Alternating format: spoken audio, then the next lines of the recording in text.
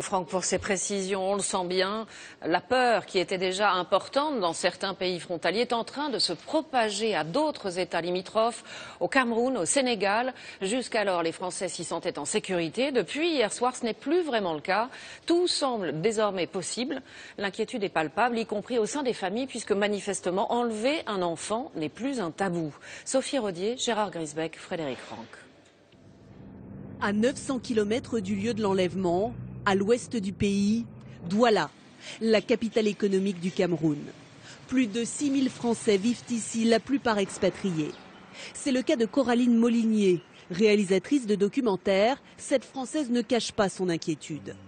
Malheureusement, on pensait être à l'abri ici au Cameroun de ces groupes islamistes qu'on pensait un peu plus au nord. Et malheureusement, on se rend compte que non, il y a quand même une forte présence de ces groupes ici.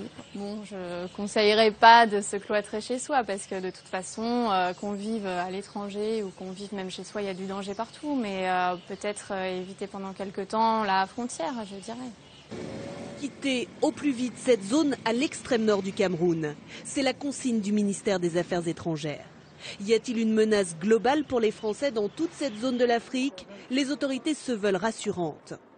Il n'y a pas du tout de mesure d'évacuation. Il ne faut pas céder à la peur. Je crois que cela donnerait un petit peu trop d'importance aussi à ces groupes armés qui ont aussi vocation à vouloir régner sur certains territoires. Alors tous les ressortissants français en Afrique doivent-ils s'inquiéter? Ce matin à Dakar au Sénégal, pays frontalier du Mali, pas de mouvement de panique des Français. La sécurité a été néanmoins renforcée à l'ambassade de France.